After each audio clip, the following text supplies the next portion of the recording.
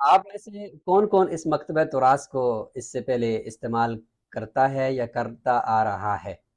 اگر آپ اس کو استعمال کر رہے ہیں تو کیا کیا استعمال آپ نے ابھی تک اس کا کیا ہے؟ میں تو تقریباً 6-7 سال سے اس کو استعمال کر رہا ہوں، اور اس کے اندر جو خزانے چھپے ہوئے ہیں وہ ایک نہیں ہے، بلکہ وہ حفظ کے لیے، وہ قرآن مجید کے سارے علوم، وہ حدیث کے سارے علوم، وہ عربی زبان سیکھنے کے سارے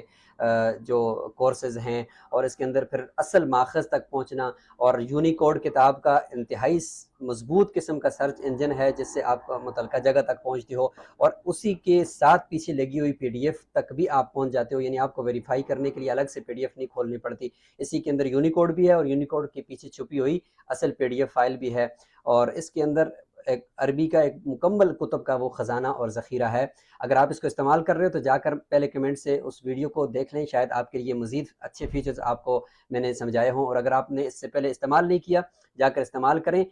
نوٹ بک علم کے لیے جو آپ کو عربی ذخیرہ چاہیے وہ سارا کے سارا آپ کو اس سے ملے گا، اور اس کے بعد پھر آپ آگے مزید کام بھی کر سکتے ہو، اور لیکن اس کا استعمال اپنے مقالے کے لیے، اپنی کتابیں لکھنے کے لیے، اپنی کتاب پڑھانے کے لیے انتہائی تیز ترین ہے۔ اپنے موبائل سے آپ استعمال کریں، اس کی ساری اپلیکیشنز پلے اسٹور کے اوپر بھی اویلیبل ہیں۔ جزاکم اللہ خیرہ، جا کر اس کو آپ سیکھیں، امید ہے کہ یہ آپ کے لیے ایک فائدہ مند چیز ہوگی، یا جنہوں نے پہلی دفعہ اس کو دیکھا ہے تو آپ کے لیے تو ایک ایکسائٹنگ یہ ایک فیچر اور ایک سافٹ ویئر ہونے والا ہے۔